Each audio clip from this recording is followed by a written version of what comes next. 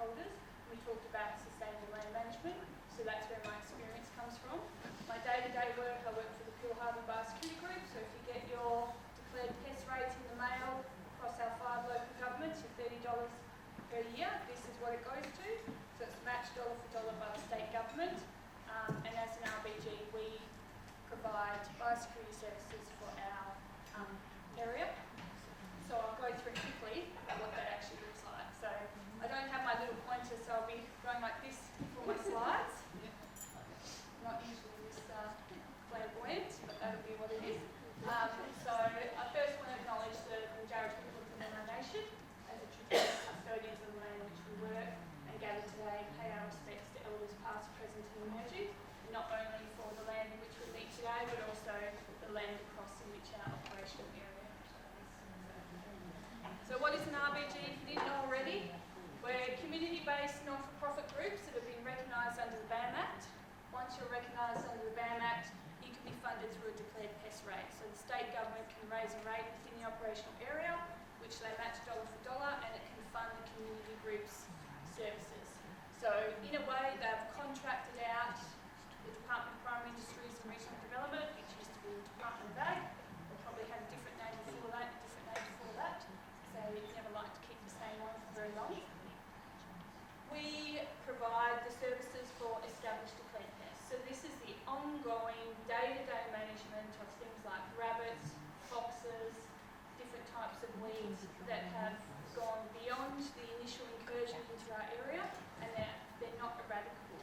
So across our whole operational area, these feral animals and declared weeds are going to continue to impact on managers, and so there's a different type of response that is required compared to initial incursions. So things like the polyphagous shothole borer, European wasps, those are delivered by the department, so that's new incursions. And once it gets to that stage where it's just ongoing management, then it's a different type of service, and this is what we provide to our landholders. So early on in the piece, we reached out to the community and asked them what were their priority weeds and feral animals that they wanted us to focus on. So we have 6 that we started off, and we've recently added Yarloop Hooper to that list. So we've got cottonbush, blackberry, arum lily, Patterson's curse, apple, Sodom and Cape tulip. So these are going to be very familiar to you guys because they're very common declared weeds across the 5 local governments in which we work. Priority ferals, we've got foxes, rabbits, feral pigs, rainbow lorikeet,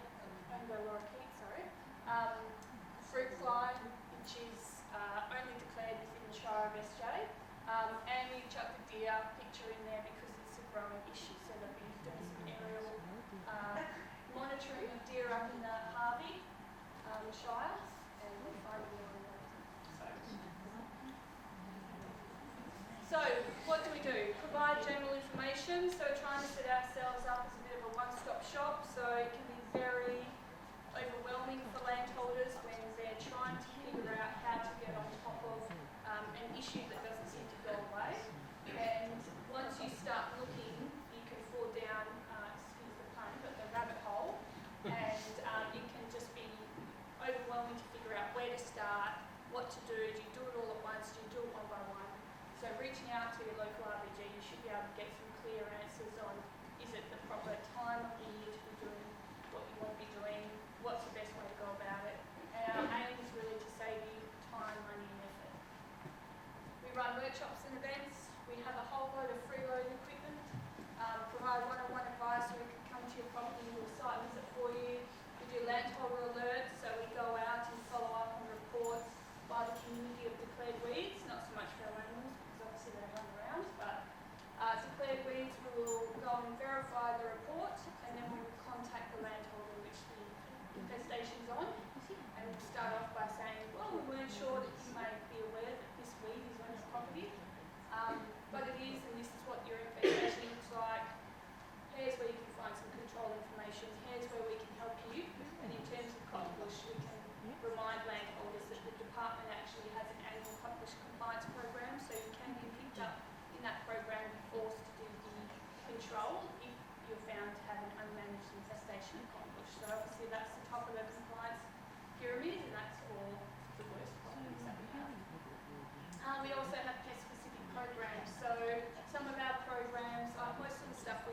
about awareness raising with landholders. Some of the stuff like feral pig control, we're a little bit more hands-on with landholders when we're showing them best practice trapping and things like that. So we're always trying to build up our resources. Brought some with me today. So we're trying to make it as engaging and colourful as possible to share some of the best practice control information. So we've got our postcards for our weeds, best practice management advice. If you reach out to us, we'll be able to give you a whole lot of stuff. Pest-specific control information. Our website's there. We're always adding stuff to it, and we're building a raft of video resources on the website as well. So loan equipment and tools, this is one of the easiest ways we can deliver back value to our landholders. I brought along the weed wiper, which is on the back of the trailer there. We have equipment that will drop off to our landholders. We'll show you how to use it. Some of the bigger pieces like the weed wiper and the weed spray trailer, we'll leave it there for a 7-day period. Some of the other stuff, we'll drop it off to you and we'll get it back when we remember where it is. And we are always building the equipment that we have. So we have fox traps, we now have a lot of rabbit traps. We used to think that rabbit trapping is a lot of effort for landholders for not much response. You're removing one rabbit at a time, which is not the most effective way to go about it. However, because it has been so dry, we had some really great trapping efforts recently when we were collecting bloods to check for the immunity of the calicivirus. And we've got pictures of a rabbit on top of the trap with a rabbit in the trap, and then we remove the rabbit from the trap and trap the next rabbit. So I'm not sure if that's going to be replicated, hopefully not, because we don't have such a dry season, but we do have rabbit traps available now as well for people who want to. And if you do pick up some rabbit traps from us and you want to borrow them, I'll be asking you if you're keen to see if you can trap and collect the rabbits for us to come and collect blood samples from, so we can check for the immunity of the calicivirus across our whole operation area. We've got trail cameras, so if you're unsure of what's entering your property during the night or even during the day, you can borrow the cameras from us, you can set them up and you can have a look at what actually is the activity levels of feral animals or native animals, or your horses and things like that. They always like to sticky beak as well. And we've got some more specific equipment like the hog-on bait boxes, which is a new piece of equipment that came out last year, and we've got that available for someone if they want to trial it. So our two bigger pieces of equipment, which we're really proud to offer our landholders because they're both worth over $5,000 each, which I'm not quite sure about the spray trailer. But in terms of the investment that our landholders no longer have to undergo to have access to this equipment, we'll drop it off for you free of charge. So you'll get it for 7 days. We've got 6 weed wipers now. If you haven't gone to weed wiper before, we're going to give you the small one to start off with. Not casting aspersions, but we've had some that have been broken, so we're just going to start with the small ones. A lot of the equipment that we source for our landholders, they're not really designed to be loaned out to different people week after week after week. So we're learning as we go in terms of the amount of maintenance required and what breaks more quickly than some others. But our Cape Tulip, if you weren't aware, it has quite a limited control period, so July to October, and that changes a little bit. We've already had people loaning out the equipment at the end of June because their Cape Tulip is higher at the moment than their pasture, and that is generally a little bit later on. But because the pasture hasn't grown as quickly, people can actually be borrowing it now to wipe the herbicide onto the Cape Tulip. So traditionally you would have used a very diluted herbicide recipe and boom sprayed or sprayed out your paddock if it had Cape Tulip in it, and now you can increase the concentration almost 100 times because you're actually applying the herbicide straight onto the plant. You're not increasing the amount of herbicide that's entering into your environment on your property, but you get effective weed control as well. So Cape Tulip, obviously very toxic to horses, as well as some other livestock. Same as Patterson's curse. So our weed spray trailer has reel on the top, great for things like arum lily in the base of trees in the wetter areas, or blackberry, which you don't really want to get that close to.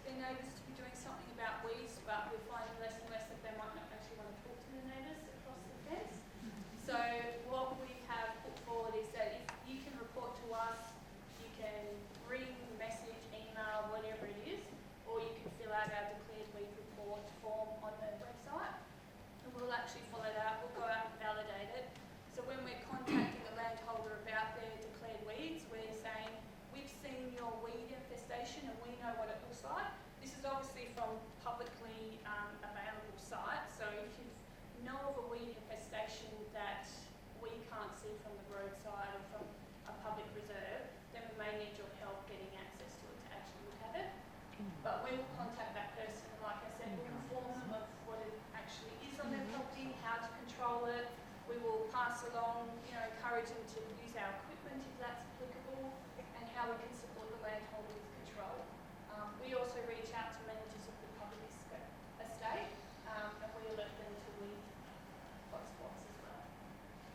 We can't force them to do anything about it. We are a community group. We don't have any compliance authorisations on top of the services that we offer, but we have found by thinking about what stops the landholder from initiating control and taking away some of those aspects of it, how can we encourage it? And so things like providing free equipment, providing them with the best way to control the weeds or feral animals without wasting time and money, which as all horse owners know, we don't have much of that.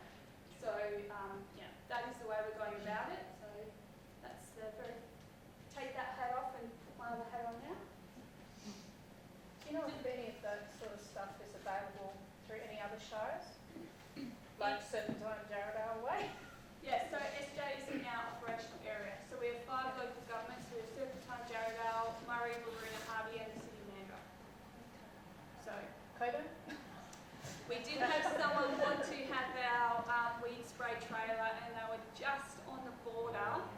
And I've always done it where if our equipment can assist our landholders, then we'll provide it. So we've provided our equipment to the DCA, who's controlling Cape Julep along the fence line of someone's property. I think that was within the Shire of Maroona, but out in the Lake Clifton area. So we would provide our equipment to them because it's benefiting our landholders. Yep. But this person was on the other side of the road, and I wasn't sure what weeds they were actually doing it, and it was a sort of a mixture of land uses, so I couldn't find that link to our landholders who pay the declared pest rate, who partly fund this equipment, and so that's where it stops. So is there any incentive to roll this out to other, or hopefully from the government? Yeah. No.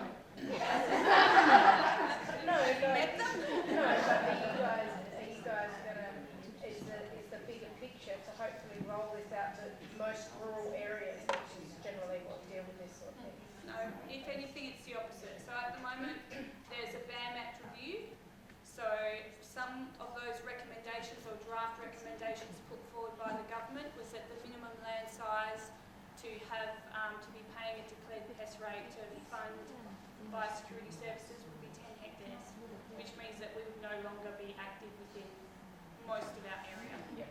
Because as an RBG, so if you guys were around, I'm sure we've been funded through the DPR now. I think we're coming into our 5th year.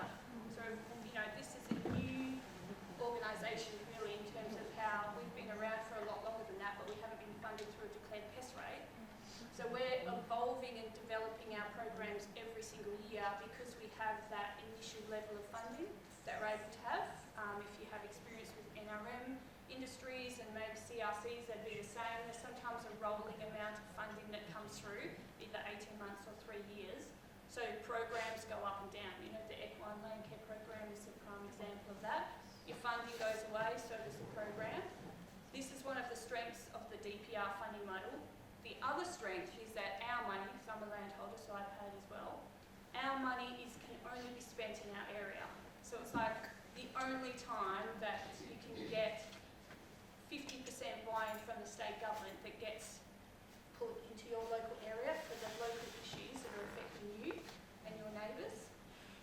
But the BAM Act review, there's a lot of watering down and moving away from that sort of thing. They don't like the fact that a lot of people in the southwest don't have that connection to land, so they don't understand the amenity and the benefits of having programs like this available.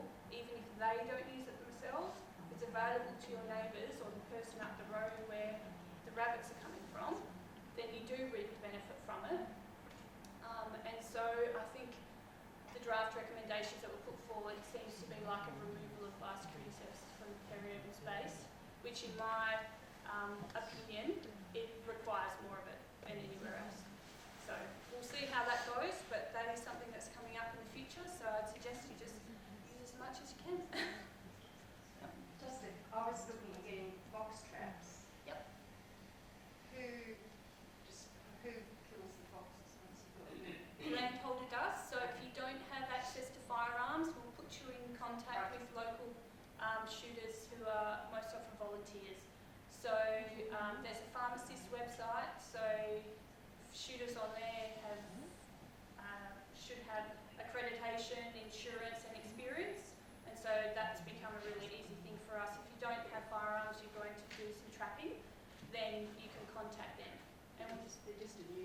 moment, they breed just behind our back fence. Yep. And more primitive. Yep. And the most effective way to control foxes, an ongoing way, is 1080. So if you have a property that's over 25 acres at the moment, but it's about to, I think, double, so landholders over 50 acres, they can be using 1080 and we can show you how to do it Which is safely. Our area's too small. So if our larger landholders are able to use 1080 and our smaller landholders, if they know that foxes are using their area or their property, you can attempt to trap them with a fox trap. And it is harder and it really depends on your fox. Because some foxes, you know, we've had people put fox traps out, it's the Taj Mahal of camouflage. And then we've had some people throw it out upside down, inside out, and the foxes managed to get into it somehow. They use my arena as a litter box. Yes. Well, I found some deposits on top of my arena fencing, and that's about 1.2 high. So they're definitely happy to share the space. Fox traps are hard. Autumn's a great time. You've got new, young, stupid, inexperienced foxes wandering around looking for their new territory. That's a great time to be putting fox traps out. You might not get the fox that's older and knows their way around, but you'll get the younger ones, and if we can all reduce the amount of reinfestation that we have, then that's a good thing. We've got a huge problem with rabbits down the left, and the Cleese virus doesn't ever seem to get on top of them. As soon as the numbers go, they start building straight back up again. So what happens, how can we deal with that? So most of your management of established declared weeds or feral animals, it's never one thing. And so we release the calicivirus annually, and we're always telling landholders do not rely on this, because one, if you don't do some mop-up and follow-up control, you're leaving the animals that are naturally immune to the virus breeding within the system. And the calicivirus is like a watered-down version of what it used to be. It's not the first one that released. I mean, we've all got a good experience with COVID now that we understand that the first strain comes through is the strongest, and the ones that come after that aren't as strong. And it's the same as the calicivirus. And I'll give you a little bit of an in about the virus. To actually create the virus itself, the Institute over East, they need rabbits that have no antibodies. So there's a few different strains of the calicivirus. So we released RHDV1K5, and there's a wild strain called RHDV2, and then you've got the Czech strain, which is something else. And there's also a non-lethal strain of it that goes through and provides antibodies. And they start with, I think, 10 rabbits, and they give them the virus, then they farm the livers of the ones that come down with it, and they chop it up and make it. They have a better idea of, I'm probably really bastardising this a little bit. They chop it up and they give it to another round of rabbits, and I think this time you have 60. And then they use the livers from those rabbits to create the vials, which are then sent out across the nation for us to then inoculate a medium and provide it to our landholders. All contractors will go out and release it. They can't find 80 rabbits at the moment. So they used to get them from the farmed rabbits, so different farms shut down because of calicivirus, because of myxomatosis, because of another round of calicivirus. So it's really hard to farm rabbits at the moment and keep them safe enough to build the population up. Then they tried to go out and find, people who were breeding rabbits for pet rabbits, and they couldn't find ones that didn't have any antibodies. So we're seeing a shortage of the RHDV1K5 strain of the calicivirus. It just goes to show that if they're struggling to find rabbits that are clean of any antibodies, we're going to struggle to find areas within our operational area where you can expect a really heavy knockdown. And traditionally, we've always told people 40 to 50% is on a good day. It's more looking like it's 10 to 20% on a very, very good day. So if you've got 10 rabbits underneath your house that you want to get rid of, you're looking at all that effort to remove 1, 2, 3, 4 rabbits. It wouldn't even matter if you removed half the rabbits you have. They would replace that in one breeding cycle. So what could I be doing to help this situation? Because the best thing to do on small properties is to remove harbourage. And there's lots of things that will say, I can't fence the rabbits out from underneath my house, underneath the sea container, whatever, but if you try and think outside the box, that's where you have to go for long term, because if you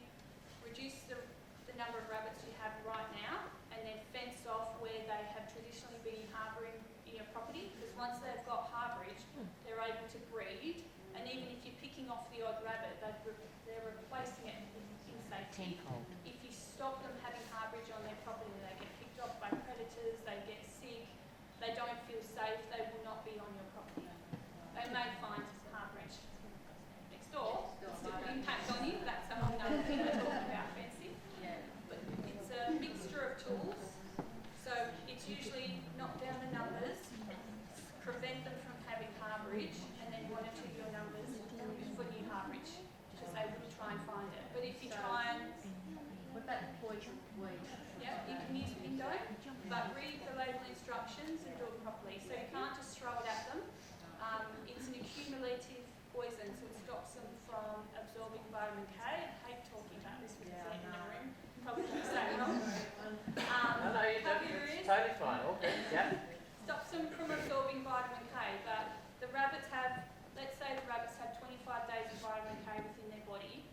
You give them one dose of Pindo, it's going to stop them from absorbing it for 20 days. If you don't follow up with the dose, which is on the label instructions, then the rabbit will survive it. You might feel, you might have some clinical symptoms towards the end of that thing, but they will survive.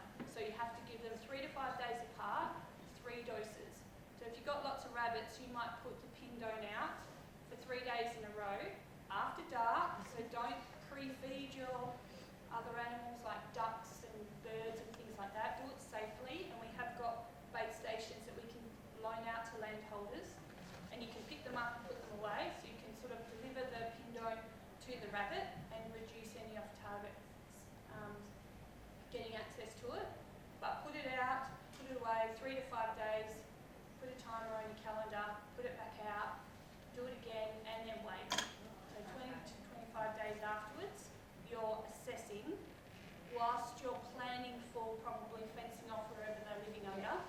There's also a sock method, so no one wants to remove native trees or shrubs or your garden, but if you know that the rabbits are living happily under a shrub in your garden, you have to make some tough decisions. If it's the only shrub they're living under, remove it and leave a rabbit-free existence for a certain amount of time. You can trim it 30 centimetres up off the ground, so you've still got the crown of the tree or shrub available for other animals, but the rabbits are not going to be able to sit underneath it. And some of our gardens are such that the rabbits don't even have to dig a warren because they live within the shrubbery and they don't have to do anything else. So if we make our gardens a little less rabbit unfriendly or rabbit friendly, then you're going to reduce the amount that can happily live on there. So it's thinking from multiple different ways. Also out of the box thinking, so the pony club I was president of in South Australia was a horrible rabbit problem, and we were on the fringes of the town, and one of the local guys, when I was out doing some spraying one day, he came up and said, I see all your rabbits. He said, would you mind if we put some traps out? And they wanted them for food. And so they just came and put some traps under the shrubs, and they were quite happily catching the rabbits and eating them. So, it's not so nice. well, it's not for everybody, but if you put it on your local community pages, if there's anybody that wants to trap and eat them, another use for rabbit. Yeah. Do you use phosphotoxin? No. So phosphotoxin technically is it's not as available as it once was. You've got to be careful with it. Very difficult Yeah. to use, and there's safety issues for it, but we've also heard from larger landholders, so farmers, not even able to pick it up anymore. So in terms of its accessibility for the peri-urban smaller farmers, landholders not really supposed to be able to have access to it, and even the larger farmers are having it restricted at stock feeds. Yeah, because So- it's great stuff. Yes. Look, there's lots of different ways that people have tried over the years, and we can only talk about the stuff that's on there. But yes, so it's fumigation as well is an ongoing issue. The Department of Health actually covers the accreditation and ongoing use of fumigation, and the rules around that have changed and the training around that has changed. So we found that LPMTs no longer even able to offer fumigation. Fumigation is something like same as fox toxin. We would recommend you getting one of our trial cameras and just double checking what's using the warren, because it is a 100% kill rate of whatever you've got in that warren at the time. And you've got to make sure there's no back door. Yes, and that there's no bandicoots or snakes or system, and you can just double check that. It's just little extra safety issues. The thing about controlling feral animals is that it doesn't look great to people, and there's lots of different motivations and value systems that our landholders have within a peri-urban, urban to peri-urban to rural gradient that we have within our operational area. And unfortunately, we have to be mindful and sympathetic because, as we have all seen recently, the rules can change because a small number of people don't like how something looks. So we have to be very careful. You know, we're in the horse industry, so we know it as well. We have to be careful of how it looks to the outside as well. So if we keep it effective, on label, and we reduce the stress and impact on the animals, you know, no one really likes when a fox gets into their chickens, but the fox isn't doing it because it really hates us. It's just that it's a fox and it does what a fox does. We reduce the numbers as effectively and ethically as possible, and then we can continue to evolve new lethal systems to remove these animals, because they won't go away just because we don't like how to control them. So we just, as landholders, we have to be mindful of that as well. Do you know if there's anyone that's that's using ferrets Yes. for flushing? Every time Is I there go anyone? out, I'm Yeah. always busy and I hate it because I really love to go out and watch it. But the thing about ferreting is if you've got an active warren system that is contained, so the person's not going to lose their ferret or anything like that, then it's a great way maybe of flushing and removing a couple of rabbits at a time. But in terms of effective landscape wild control, it, you know, is not effective. No, it just flushes them out properly, so it can flush them out. Yes, so if you're trying to remove your rabbits from a warren and flush them out and someone next door's got ferrets, and have at it. Yeah. What's your next step? Yeah, Because that's once right. it's flushed out, you know, people who are ferreting, they may not, you know, want you to block off the warren if they want to come back. But there's plenty of warrens for them out there, so most of them are pretty good about it. But yeah, just have that next step, because otherwise all you're going to be doing is trying to control rabbits that are consistently there because you only get past that first step. So part of it is getting an integrated plan in place, and you know, it feeds very well into equine land care. It's starting the process but having a plan, so that all your effort isn't only ever getting to that first step, because it gets very tiring and you waste a lot of time and money doing it and never getting to the end point. We can help you plan that out, and then you can plan it for your time and your budget and things like that. Look, we've had people come to us and they don't have an active rabbit population on their property, but they're being impacted by other ones, and the long-term response to that is fencing. So when you've got a 7-acre property and you're looking at having to fence it, it's the realistic effective method is not very palatable. It's very annoying. You've probably already got certain types of fencing. We accidentally brought a little dog and your husband had to re-fence the property to keep it in. Who knows? There's some experience. I live between a main road and the rail reserve is between the main road and my property, and the rabbits are rampant in there. So who do I contact for that? The rails? Yep. Look, you can contact us and we'll get in touch with them. I do like to encourage our landholders not to just contact us and then leave it, because we will go to the local land manager, the local government.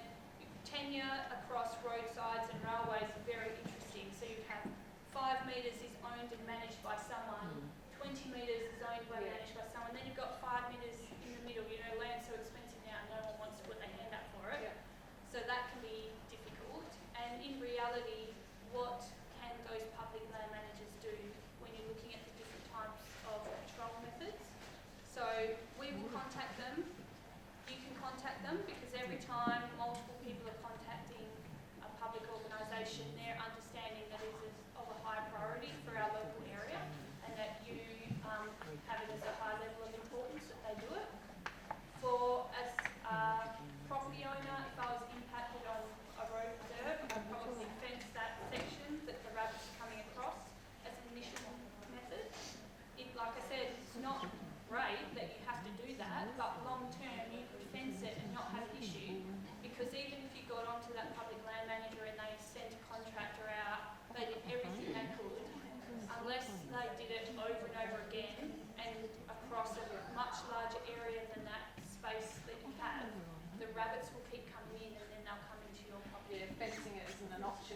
where my gates are, and they Yeah. just come straight through the gate. Yeah. So then it's about what level of impact are you happy with, and what can we do to prevent that impact. So we could work through with you putting some pindone out and just reducing the numbers. What we like to do is connect landholders up with the public land manager, because what happens usually is that they get a lot of phone calls from people saying, sort it out, you know, you're a waste of space, and they just shut off because they've heard it before. So we like to say, if you could go and do this, as ARC Infrastructure, they have done it before, if this landholder is going to release a calicivirus as part of our annual program, and they're committed to be doing this ongoing baiting, will you commit to reducing the warrants that are actually there within your power to do so? And often that give and take between two land managers in close proximity, like that cross-tenured partnership, is what gets them starting to do it. So that's something that we try and start off with. We say, look, this land manager, and you could be doing it all with us. So in terms of the cost for you, which is minimal, you're doing the annual calicivirus, you're buying some bait stations, you're going to have to purchase some pindone. This landholder next to you is doing all of this. We've got the rest of the landholders along that street all doing the same thing. We then commit to come and removing that. And so we act as a bit of that go-between the coordination. Because in the long run, if we're not all working together, it doesn't work. Because it doesn't really matter whose fault it is that the rabbits are there. They're there. Or, yeah, or, you know, they're always probably going to be there. And so how do we get past that point? Pretty similar question. If your property backs onto the river and cottonbush and that is coming and you can't, you try pouring out and you can't stop it, do we get in contact with you guys and do you guys come out and do it, or? No, we don't do any ongoing control for landholders. When you exist in an operational area with over 9,500 landholders, we have to decide what services we can commit to and deliver. But in terms of coming and pulling out your cottonbush, then we No, will it's have. not mine, it's on the river. Sorry. The unallocated Crown Lands cottonbush, of which there is a lot, we can't provide that service for every single landholder because it just costs too much money. So we have tried to do things like we've run grant programs before. So on behalf of that public land manager, we have applied for funding and got it, and coordinated control. And along the river systems, whereabouts is it? Yeah. Yeah. So along that section, there has been previous programs run there before, and we've looked at replicating it. But unfortunately, the reality is that someone somewhere decided that it wasn't good for land managers to have access to the river systems. It was better that they stay natural. So they were fenced off. There's no access to them, and now weeds and whatever else grows rampant, and no one can manage them, even the landholder. So it's one probably happen again. No one's going to learn from it, but there's definitely ways we can help chip away at it. We're also connecting a lot with Indigenous ranger groups, and we're trying to sort out programs where we're offering them training and equipment, and then saying that you'll have to practice using it now.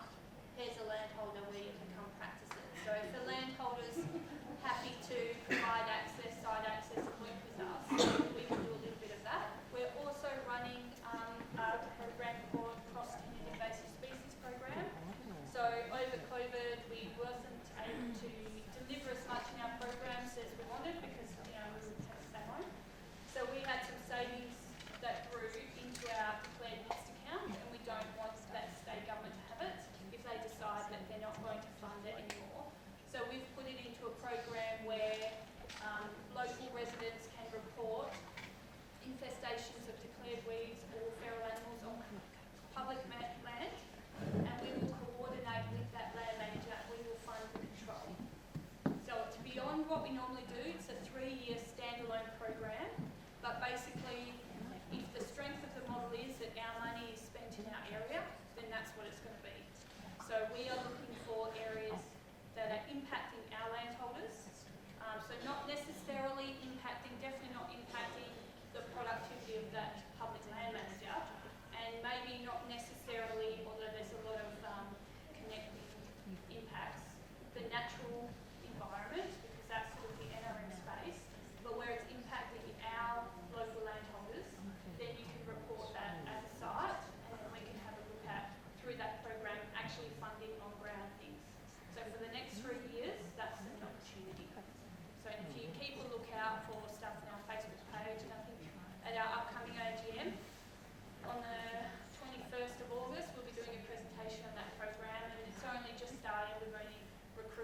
last month. The officer who's running it, but it will ramp up. And so if you keep a lookout, I encourage you to reach out and say, I've got a good site for you, because the Murray, the river system awareness is definitely one we know about. Any other questions? No? All right, we'll talk through this one. So this has got lots of slide changes. So, what is equine land care? So it's about managing unique horse-related impacts on the land and surrounding environment. So the aim of the equine land care program is to provide landholders with tools to manage their land sustainably and keep their horses healthy. So horses increase the complexity of caring for your land. Probably, this slideshow is not probably going to, wow you with the innovations. It's very stock standard stuff, but it does bring together a whole load of topics and ideas, and so it might help you connect up some of the questions and help with some of the problems that you're having on the property. I don't have to tell you about how annoying horses are to keep healthy, to keep from hurting themselves, to keep from eating what you don't want them to eat, and eating what you do want them to eat, but not too much. And we all live on smaller properties because land is expensive and we have horses, so we have no more money. And we cannot keep horses into how they are accustomed. On the prairie, with lots of native grasses and being able to wander up and down dale and onto the mountains of wherever they want to go.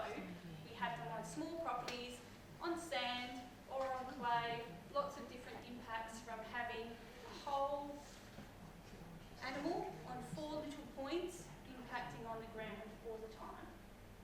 And like I said, can't go on about it enough, but we all know it, how much time and money they cost us. And that limits the amount of time and money we then have to put into our properties. But what I'd say next is it's all about having a long-term vision and short-term planning. So before you become overwhelmed, and you'll see all the linkages with established PPS, before you become overwhelmed with what needs to be done and where the time, money and effort is going to come from, dream up your long-term vision. How do you want your property to look? And then create short-term plans that move you towards that goal. So you may have an idea of what your property looks like, and if anyone's ever tried to do pasture establishment, they probably had this idea of this beautiful, maybe monoculture, but hopefully I'll get you away from that dream, monocultured grass that looks like a golf course and it's beautiful. It almost looks like you don't have horses. And so you go out and you buy the seed and you put it down and none of it grows and birds come in and it just goes sideways and you think, well, that's it, not bother. You can chip away at it, and in no time at all, with 5 years goes past just like that sometimes, you'll look back and those trees that you planted 5 years ago, the pasture that you slowly integrated into what you had before, you'll start reaping the rewards from it, but you can't do it all at once. It's better that you don't do it all at once. It's really difficult. So, 5 main themes: property planning, soil weeds, pasture establishment, and pasture management. So property planning. So it's time to have a long, hard look at your property. You have just come out of a very long, dry season. So you now know how your property behaves when you don't have any rain for a very, very long time. So unfortunately, you have a new level of experience to bring into this. Through the eyes of a land manager and just not a horse owner. So if you can start to become a grass farmer and less of a horse lover, then your horses will actually benefit from that, and your property will benefit and you will benefit as well. So are you taking advantage of your property strengths? So have a look at your property. In winter, do some bits get inundated with water, but then they stay green over summer? Do some bits hold up to the level of impact from your horse's hooves, and some bits don't? You'll have strengths and weaknesses on your property, and I know you've started to think, well, my paddocks are already in and things like that, but have a think about your property as if it doesn't have any fence lines, and could you manage your property a little bit different to take all of its strengths and use them to save you time and money? So can you utilise different systems to reduce the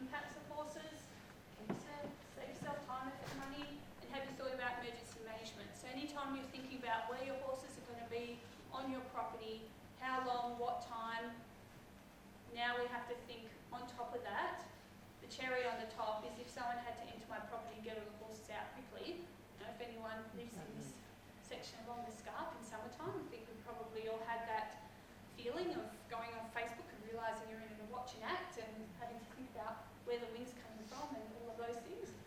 If you're putting new fences in, make sure the gates are all able to be accessed by all manner of vehicles and things like that. It's just an additional thing to think about. So there's lots of different property planning systems that you can invest in. You've got the Equity Central system, whereas everything revolves around sort of a central core. You've got the Paddock Paradise systems, where the horses wander through a maze of obstacles to keep their minds and their brains healthy. But it's all about restricting their movements into where you want them to move and giving them access to different areas of your property as you say. So when you move on to a property, and we've done this before, my husband was like, oh, you know, the bigger the better in terms of the paddocks, but it's not always the case. If you can keep them to a smaller area, but still allow them lots of room to move, so a laneway system that moves around your property, and then you can give them access to different areas at once.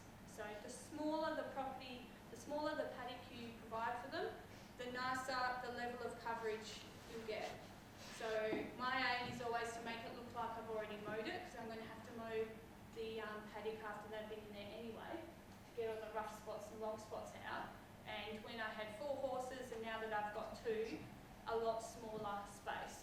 So if you've got a larger paddock that your horses can wander around, then you could reduce where they are for one day, and then they go into the next spot for one day. So you've got 4 days of them moving around, maybe a spot that you would have just let them in, wander around willy-nilly for 4 days or 5 days. You'll see that the impacts on it changes.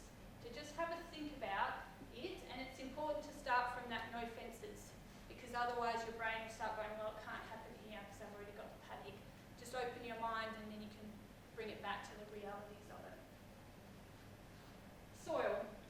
Get to know your soil. It can be your best ally or your worst enemy. So there's lots of people out there at the moment asking on Facebook about what sort of seeds they should be planting, how to get rid of their cave weed, all of those sorts of things. And the first question they should be asking themselves is, do I have one soil type on my property or multiple soil types? Have I ever bothered to test it? Because that expensive seed that you put down, there might be something that's limiting within your soil, and nothing was going to make that seed grow, because either there was something was too high or something was too low. Mapping your soil types. So having a look over your property, you can almost tell just from how it looks whether or not you've got different soil types. You can either see it because you can see the soil, and you know maybe you've got a gradient, and on the top of that gradient you go from rocky clay, and then you've got sand deposits down the bottom. Or it might be about how your property behaves in winter, because when areas get waterlogged, then you know that there's a reason. You know, I'm on sand, so I don't have any waterlogging. Just it falls away as soon as it hits. But if you do have some waterlogging, you can tell that there's something there that's keeping the soil from going down through your through it. And ameliorating deficiency. So when you do your soil testing, and it can cost $35, $50 through some of the CSBP, those type of companies. They will do a really standard test for you really quickly, and it won't cost you very much. And then you can go down the rabbit hole, spend $5,000, understanding exactly what the names of the bacteria, individual names like Brad and Charlie of them, that are within your soil. You can look at how much carbon is in it. You can look at heavy metals. You can look at everything within your soil. But if you start from the cheap, quick and easy test, then you can move from there, because the quick and easy test will very quickly tell you if you've got something that's really easy to change, and you can start from there. Then if you continue to have difficulties, you might want to redevelop your soil. Or if you've got an area that behaves really well, maybe you wouldn't even test the soil there. Wouldn't you maybe start from the area where you've always struggled to have a nice diverse pasture? So you might not be about understanding your soil type, you might be understanding about why does that corner of the paddock always look different, and why do I struggle to get a nice pasture there? So having to think about it that way. Weeds. So a weed is a plant that grows where you don't want it to. So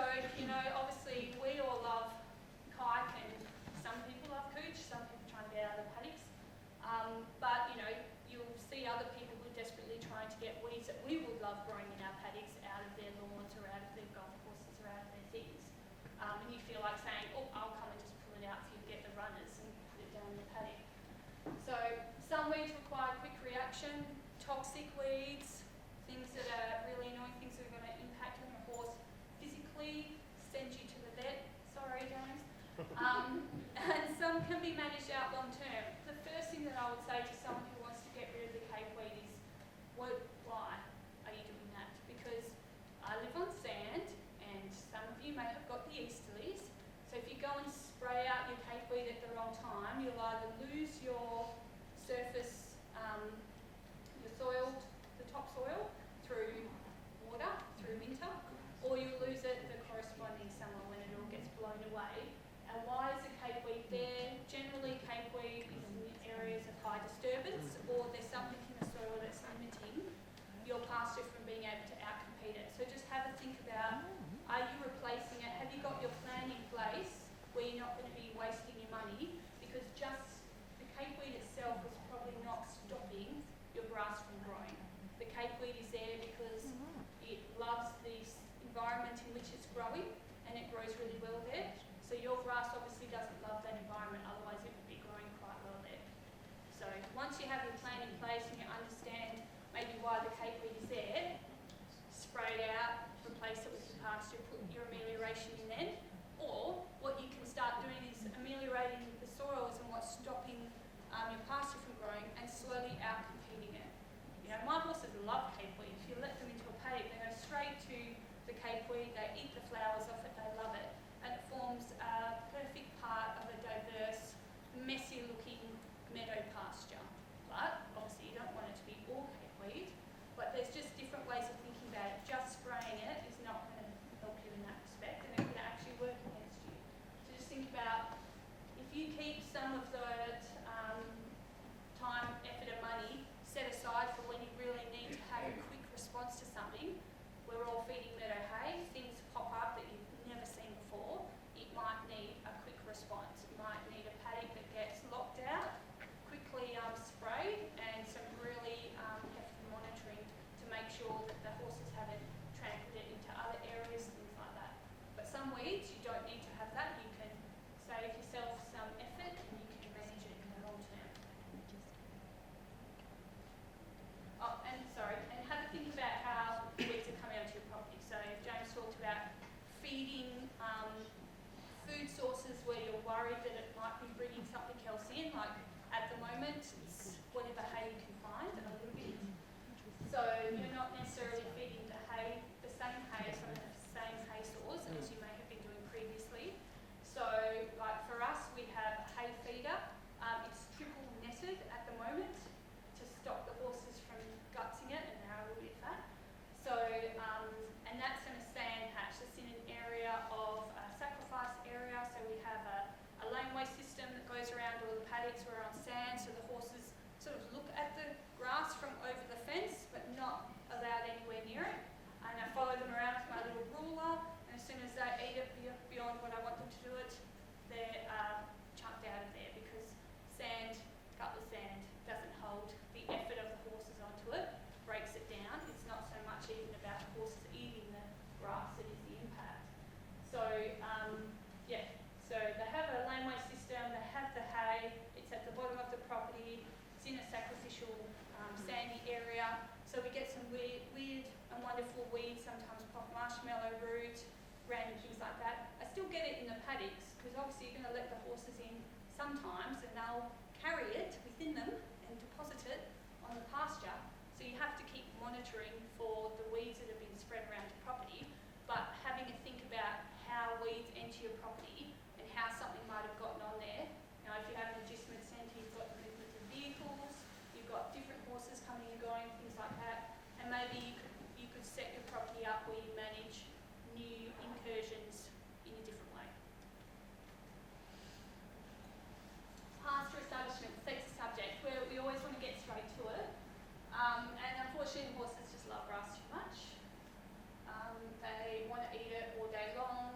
They'll eat something that looks like it's grass and may not be grass. And now that you've thought about where things are located on your property, assessed your soil, got your head around any of your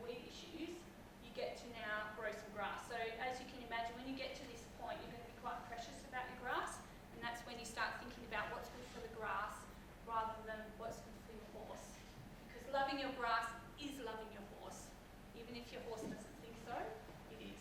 So, initial stages, what pasture species grow well on your property? Best thing to do is go to your local stock feeds and see what they're selling, because they'll be selling something that grows well in your area. What do you need versus what do you want? So, at the equine land care program that we ran, we had a day where I got in, when it was still available, a big bag of native grass species mix. So you can no longer get it from over east, which is a shame. And then we portioned them out in ice cream containers, and everyone took some home. And people either, I think I just spread it around our paddocks and, crossed my fingers. Some people irrigated a section that was like Fort Knox and kept the horses out and grew them all. And some people, they would just ask me all the time, how can I make my pasture a native pasture, like kangaroo grasses, all of this stuff, and I used to just tell them you can't.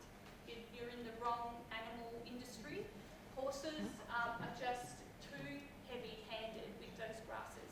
They used to be grazed in small amounts by animals that came and go that were a lot lighter than our horses are. So you may want a certain type of grass on your property, but start with what is going to survive the impact of your horses, and you can add your diversity later. And there's nothing more fun than drill seeding or even trying to hand sow some weird and wonderful grass species that you found into your established pasture, and then seeing it pop up and then trying to figure out what that actually was and make sure it's not a weed, because you put some weird stuff in there. But you add the diversity in after, because your core is generally going to be your kayaks. Roads, if you're lucky, you can put it in your cooch and things like that. They are going to form the core part of your pasture. You don't want it to be a monoculture, but you might, if you start with trying to get like that native, like the perennial species going first, it's going to be a really hard slog for you. So just think about that. How to build a diverse pasture. Like we were saying, in terms of your meadow hay, your pasture, you want lots of choice for the horse.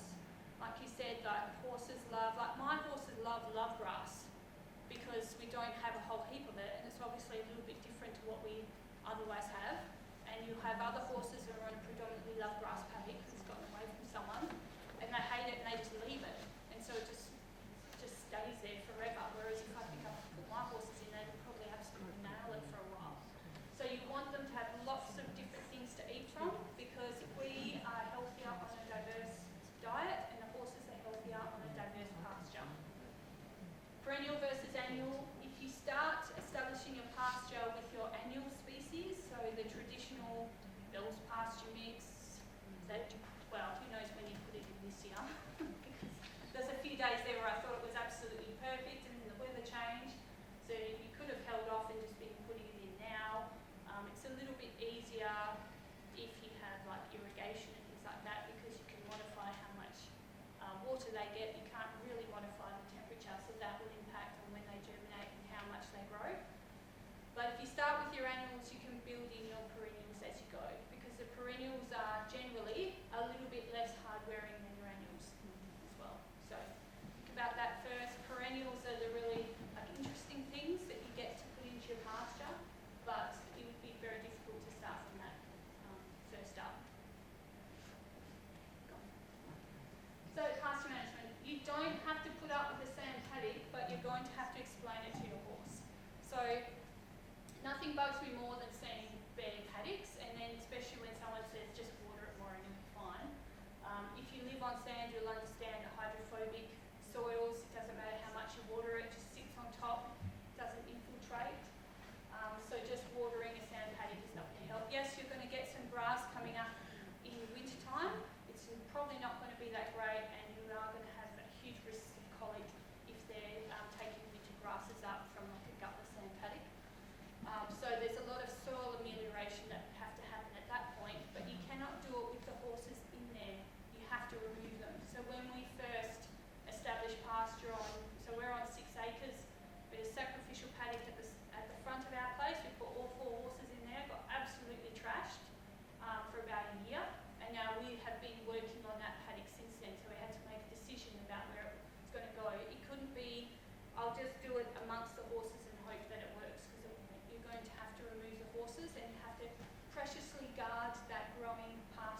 initially until it has established. So have a sacrificial area, build it up if you can so that it can withstand the impacts of your horse. Once you have your pasture established and growing, it's a 5-15 rule for grazing. So you let them in when it's 15 centimetres and you take them out when it's 5. Not when the whole paddock is 5, when the bits that they have eaten is 5.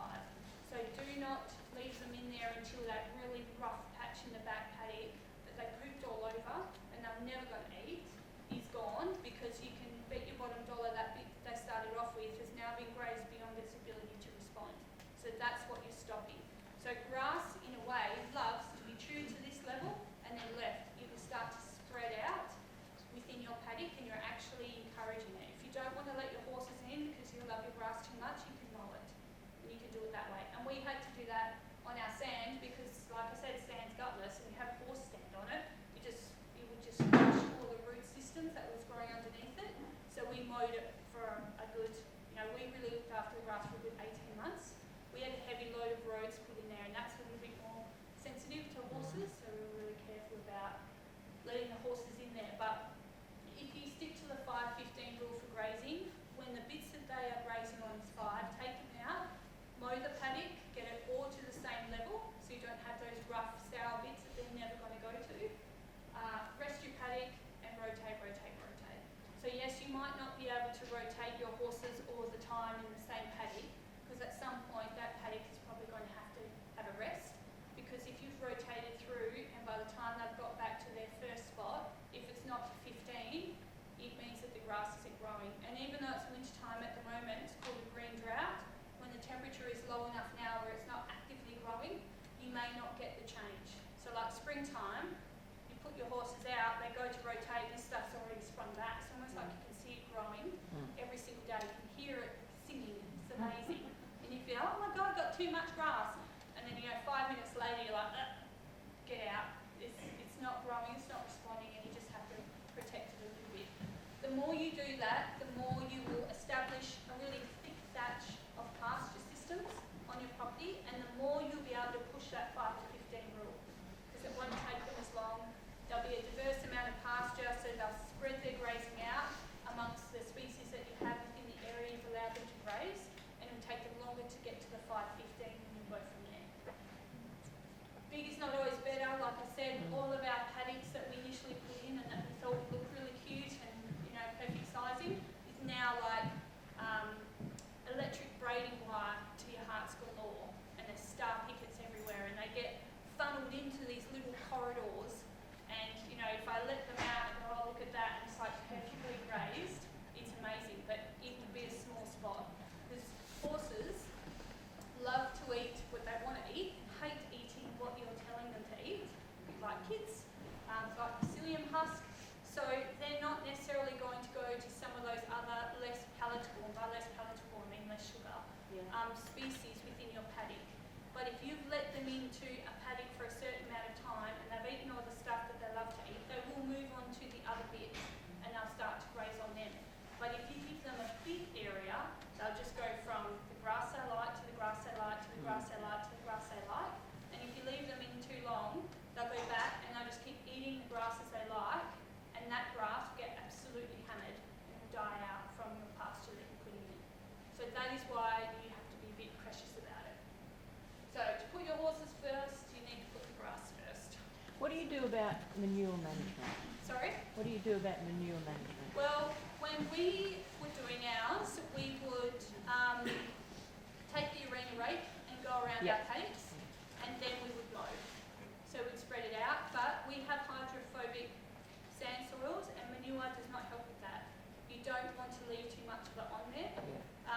Over the last few years, we have, that initial pasture management has gone up and down, and we've added annually, or the next year we add perennially, so we're not adding both sets of seeds every single year. We do a little bit at a time, and we'll do things like we'll sow winter seed across all the paddocks, and we'll lock one paddock out every year. Have you seen a tyre drag? Yeah, similar thing. Yeah, that's when you don't want your pasture ripped up. Yeah. Yeah, so that's a very good idea too. Yeah. So you want to, spread your manure out. It'll make rough spots,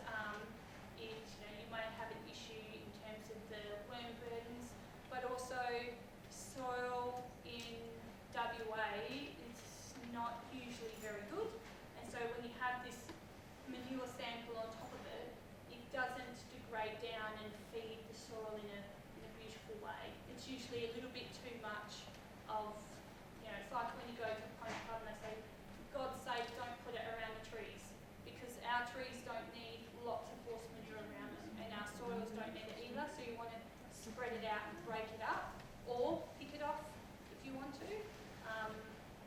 But yeah, it depends on your pasture management. Dung beetles? Yeah, that's what we. Yeah, they're great. Once they're there, you have to do a lot less, or nothing at all. And if someone down the road's got to go and get some, bring 'em home. Yeah, do you guys source them at all for landholders or? No, I think every now and then someone will reach out and ask me where they can get it from. And I have a feeling that last time I looked, it just seemed like it was getting harder and harder to buy the box stock like you used to be able to. And then usually what I find is people are waiting for the dung beetles and they start looking around for them. And then when if you went and sourced them and brought them, the next day you'd almost see them on your property.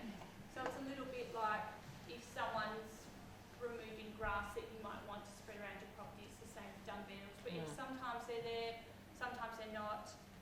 I find in my area in Serpentine, if the dung beetles are around there on the property, and you know if you had to keep them away, it would be very, very difficult. So in terms of sourcing them, I would say if you don't have them, be onto your pasture management and then manure management, and then wait for them to come, and you could source them.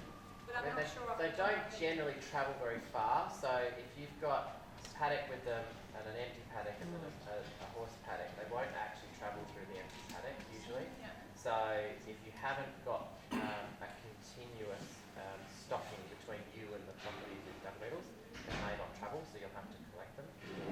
But just take a 9-litre bucket, digging up dung cats, and then spreading them on fresh manure at your place would be enough. But yeah, I mean, so Bernard Doe, who does the dung beetle book, he will sell them, but I wouldn't trust the shipping here to WA because everything gets lost in Welsh pool for too long. So yeah, we find it really effective at keeping the manure under control. What's the lifespan of them? Like, how long do they live for? Dung beetles. Yeah, like from. You're asking questions beyond my Okay. my ken. I've googled it and it doesn't actually So say that they they last have 15 seasonal days. distribution. So we have native dung beetles in Australia, but they're generally dealing with your small pelleted wallaby, kangaroo, wombat manures. So they're not very good at our large livestock dungs, so cattle and horses and that sort of thing. So the ones that actually process our livestock manure have been introduced from Africa. We currently have widespread around the nation summer and winter active species, and they are completely separate species. They are trying to introduce autumn and spring species, but they haven't had widespread uptake yet. So if you establish them in summer from another place, you'll have to do it again in winter to get your winter species as well. Yeah, I've only got the winter ones at home, but they're huge. Yes, They're like yes, big. yes. Yeah, because they're designed to deal with you know elephant and yak dung and you know that sort of stuff. I hear them flying around at night and they hit the shed and everything. Huge. Sorry. Is it true that there's some worms that kill dung beetles as well? Yeah. Yeah, so if anybody is interested, sorry to hijack the talk slightly, but if anybody is interested in dung beetles, there is a book you can buy that Bernard does, and I've got a copy of it. Theoretically, that does go through the dewormers that are no good for dung beetles. Pretty much it's everything bar Equest, moxidectin. Theoretically, moxidectin's safe, but I wouldn't trust that. In general, you're getting into an entire hour's worth of talk of parasite management, and we try to really avoid the use of dewormers in general. We no longer recommend every 6 to 12 week deworming. We actually recommend fecal egg count testing and then targeting your high shedders. Again, we then do a blanket treatment for bots and tapes in autumn, which is usually when you haven't got dung beetles active as well. And then the question that was here was manure spreading. Ideally, that's done in the hotter temperatures if you're trying to get rid of your parasites, because by exposing them to heat, they die off quicker. If you harrow your pastures in winter, all you're doing is spreading your parasites around. So there's no such thing as a killing frost. It doesn't exist. So, but I've got another hour to talk on that. We can do it another day.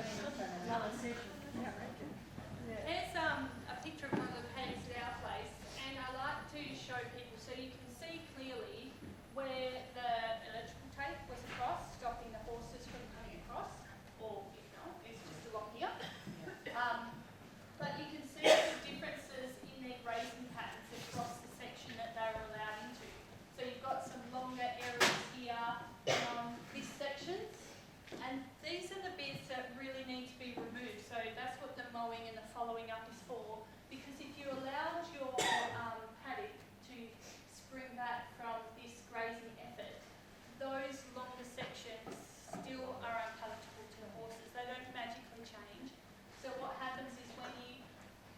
your 15 level, if you can wait that long, to put your horses back in, the grass that they nailed before, they will re-nail. Yeah. And that grass, it's almost like you're funneling the effect of the horses onto just some of the areas onto your paddock, and those are the bits that will go barren, and you know, that grass, the effect of the horses grazing needs to be shared equally, and to do that you need to go in and remove some of those long sections. So some of our paddocks we might mow like every second time they're in, especially if they're only in for a short amount of time and you don't get to this point.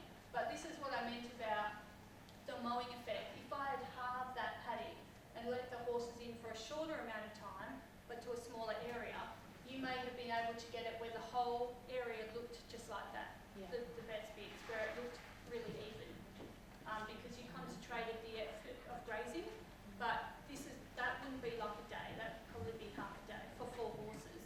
Yeah. On sand, I wouldn't have let them into a smaller section for a long amount of time. So it's a bit like when you're feeding your large feeds out throughout the day. You do something like that, but you're actually home and you can time it and get them out. But it's just a bit of an example. Because I'll often see that and they'll think, oh, there's still some long bits in there, and they might even leave the horses in for longer. But the horses will not. They didn't eat from there for a reason, and they will generally not go back to those long bits. They found them unpalatable. By mowing them, you can remove whatever it was that made them unpalatable, encourage the sugars within the grass, and this goes against lots of people, things like laminitic horses and things like that. But what you're doing is encouraging the grass to become more palatable for the horse when they're next on.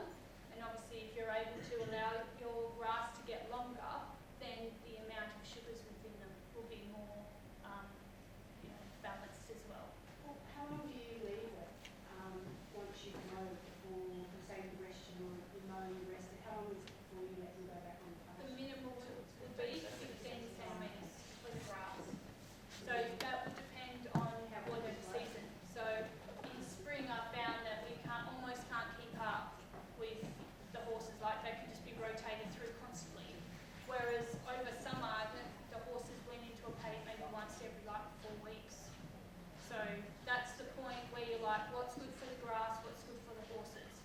Or you'd let them in for an hour and you put them out. So the impact on an already stressed pasture is minimised, but you've allowed the horses that little break, and they still run in there and dig a hole and roll, and they've got sand everywhere. Shit, that's usually when I'm running there. That's it, I warned you. But yeah, so it will depend on the season and how your grass is responding. What do you feel about, just your opinion on having a cow as a rotation? Because I believe the cows will eat the sour stuff. Would you still need to chuck a mow through there, or would a cow be adequate to knock it down to Unless a you could teach that cow to go in there and eat exactly where the horses didn't go, then usually when you crash graze something or you rotate a different type of livestock through, you need a certain amount of animals to do it. So like a whole load of sheep, a whole load of cows. Your horses go in first because they're selective feeders and you just can't trust them to do a good job. Then you send something else through it, but for them to get an equal amount of grazing, you have to have quite a high number of animals. And as you can see from our fencing, it's like not suited for other animals and sheep and goats and non-goats. Well, that knocks down my excuse for a pretty jersey, though. I just wanted a free cow. Not for pasture management, but for something else, you can. I'm need to not find saying a no good to the jersey. But yes, look, they do, other animals graze less selectively than horses, but if you're looking for them to replace your lawnmower, So you still need to pop in a mow through there. very anyway. expensive, ineffective lawnmower. But they look pretty still. Yeah, like I said, no for this, but yes, anything else. Okay, cool. You have my permission. Is there any other questions? Can I just ask, when you mow, I've always been put off mowing because I was told like lawnmower clippings and Sorry? sorry, I've got a croaky voice. I was told you couldn't mow because the clippings are poisonous. It can cause Yes. products. Yep. Is So it safe? Do you just pick like? That's always just been So my when reluctance. I mow these paddocks, we mow this way first for 3 rotations in,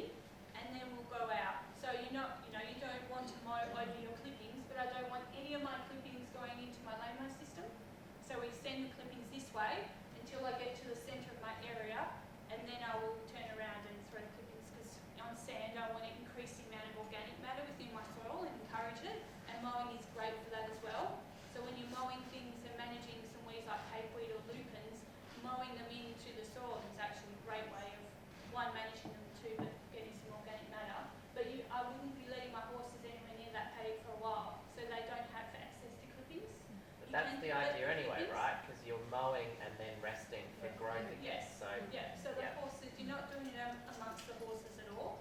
And then, but also think about how far your lawnmower is fitting those clippings. Because, you know, my quarter horse likes to put his head under the thing and lean in as far as possible. And it'll be his dream day when the brake breaks and he can get in.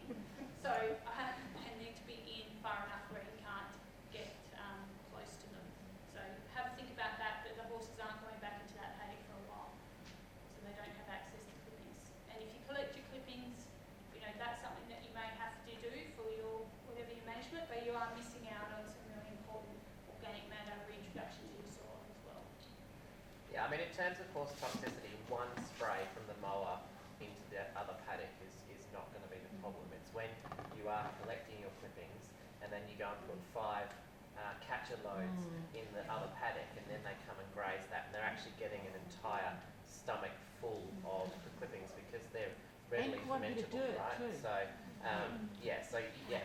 you don't yes, you know, do your first runs with it pointing in and then spray it out from there as you go on, so you're not clogging up your mower. But also, don't worry if it's just one spray along the fence line. It's more about those dumps of big clippings that are not good for horses. Like I said, I wouldn't trust that quarter horse as far as I can throw it. It's very flat and can't throw it at all. But yes. No other questions?